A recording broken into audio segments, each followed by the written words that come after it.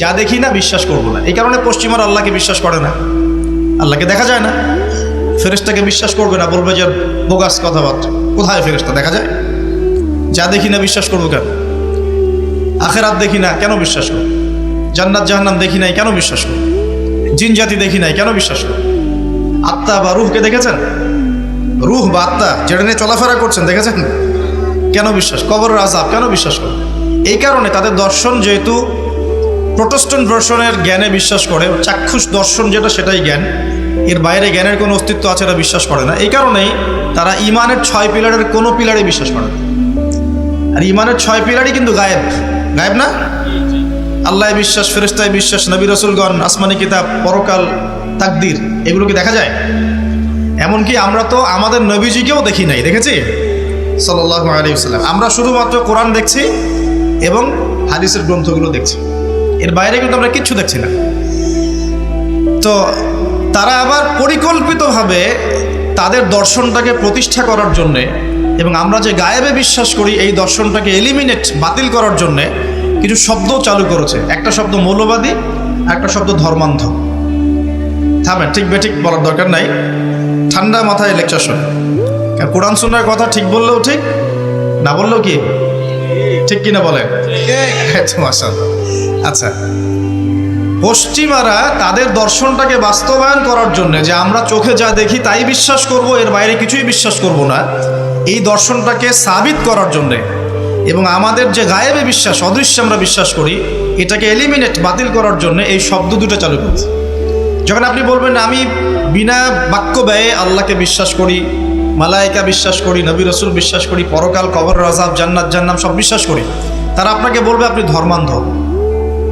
কারণ আপনি অন্ধভাবে বিশ্বাস করছেন। তো আপনি অন্ধভাবেই বিশ্বাস করছেন। তো আপনি কি প্রমাণ করতে পারবেন জিন জাতির অস্তিত্ব? আপনি কি ল্যাবরেটরিতে বসে বসে, আমরা যে ফিজিক্স, কেমিস্ট্রি, বায়োলজির ল্যাবরেটরিতে করেছি না প্র্যাকটিক্যাল, এই প্র্যাকটিক্যাল কাজগুলোর মধ্য দিয়ে কি আপনি আত্মার অস্তিত্ব প্রমাণ করতে পারবেন নাকি? যারা হার্ট স্ট্রোক করে মারা যাচ্ছে, হচ্ছে না, আমরা কি বলছি? হৃদযন্ত্রের ক্রিয়া বন্ধ হয়ে মারা গেছে, ইন্না লিল্লাহি ওয়া ইন্না ইলাইহি রাজিউন, মাইকিং করে বেড়াচ্ছে, তাই না? হৃদযন্ত্রের ক্রিয়াটা বন্ধ হলো কিভাবে? এর ভিতরে কিছু একটা তো ছিল যেটা এখন নাই। একটা ডেড বডির মধ্যে কিছু একটা নাই যেটা একজন জীবিত মানুষের দেহের মধ্যে আছে। আপনার দেহে কি আছে যেটা একটা মৃত মানুষের দেহে নাই? বলেন কি নাম এটা? এই রুহটা কি পশ্চিমারা কি বিশ্বাস করাতে পারবেন? গিলাতে পারবেন? গিলাতে গেলে বলবে আপনি ধর্মান্ধ। কথা বোঝার চেষ্টা করেন কেন তারা শব্দগুলো ছড়িয়ে দিয়েছে। আর যখন আপনি এই মৌলিক বিষয়গুলো মেনে চলবেন তখন আপনাকে বলবে মৌলবাদী হয়ে গেছে। অথচ এই মৌলিক বিষয়গুলো মেনে না চললে কিন্তু আপনি মুসলিমই হতে পারছেন না।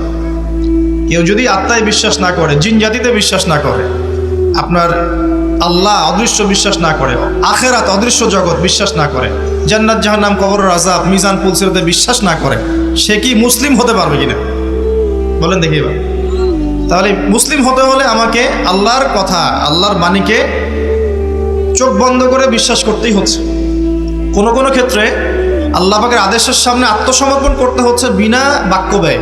এক্সাম্পল দিচ্ছি, এই যে ইব্রাহিম আলাইহিস সালামের ছেলেকে জবাই করতে বলেছিলেন আল্লাহ পাক, বলেছিলেন, যার ফলশ্রুতিতে আমরা ঈদুল আজহা পালন করি না।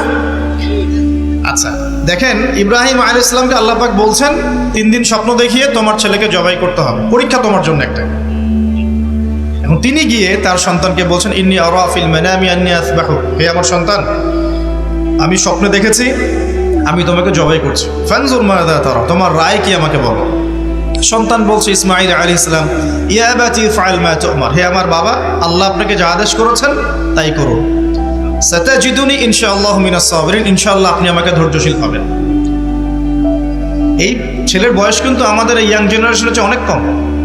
যে জেনারেশন রাত 3টায় অ্যালার্ম দিয়ে যে আর্জেন্টিনা খেলা দেখতে ওঠে, এই জেনারেশনের চাইতে ইসমাঈলের বয়স কিন্তু অনেক কম। তার বয়স তখন হয়তো 10 বা 12 বা 14।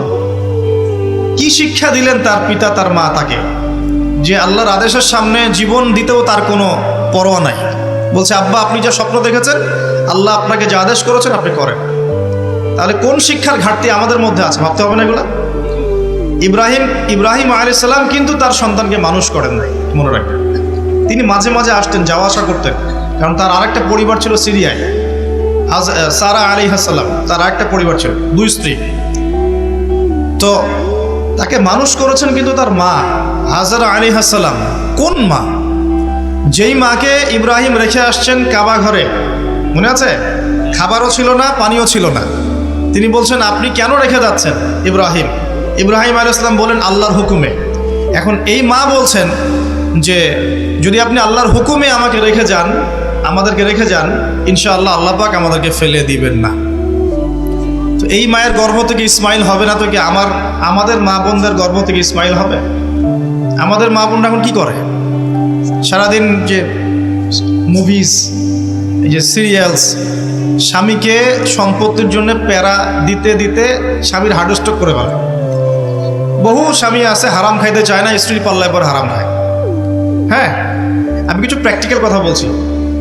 বহু স্বামী আছে হারাম খেতে চায় না, সন্তান সন্ততির স্ত্রীদের চাপে পড়ে তাকে 2 নাম্বারই করতে সে বাধ্য হয়।